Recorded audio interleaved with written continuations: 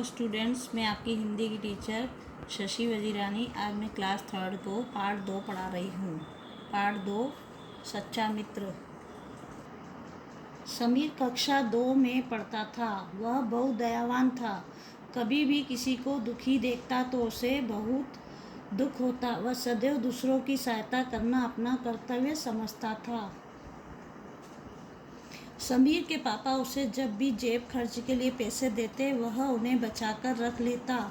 उन पैसों से वह कभी वृद्ध भिखारियों को भोजन खिला देता तो कभी किसी साथी की आर्थिक सहायता कर देता।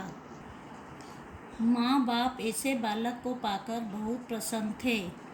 एक दिन समीर ने पापा से कुछ रुपए मांगे। पापा ने पूछा, बेटा क्या करोगे इतने रुपयों का?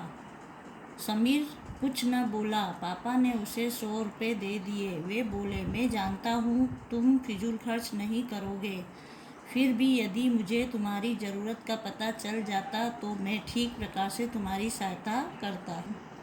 समीर ने मुस्कुराकर 100 रुपये लिए और चला गया। पापा यह जानते थे कि वह इन रुपयों का क्या करेगा। वह जानने के लिए वे भी उसके पीछे चल दिए। चलते हुए उन्होंने इतना ध्यान रखा कि समीर उन्हें देख न पाए। रास्ते में उसने आशीष को अपने साथ ले लिया।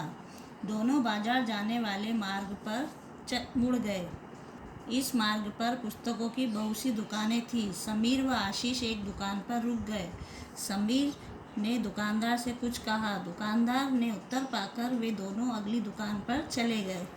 पापा दूर खड़े सब देखते रहे। समीर ने दुकानदार को पैसे देकर किताबों का पैकेट लिया और आशीष को देने लगा। आशीष पैकेट लेते हुए हिचकिचा रहा था। पापा उसके निकट जाकर खड़े हो। समीर कह रहा था, आशीष, मैंने पापा से 100 रुपये लेकर ये किताबें खरीदी है। मेरे पापा को पता चलेगा तो वे नाराज़ नहीं होंगे। तुम घबराओ नहीं, कल से स्कूल ज़रूर आना। घर आकर समीर ने बचे हुए पैसे पिताजी को लौटा दिए। पिताजी मुस्कुराने लगे। समीर भी मुस्कुरा दिया और बोला, पापा, आशीष के पापा बहुत दिनों से बीमार चल रहे हैं। उनके इलाज में बहुत पैसे लग रहे हैं। आशीष पुस्तकों के अभाव में स्कूल नहीं आ रहा था। मैंने आपसे पैसे लेकर उसे पुस्तकें दिला दी।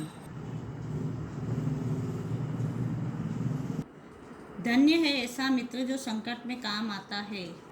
पार्ट 2 पढ़ने के बाद अब हम उसके कठिन शब्द लिखेंगे।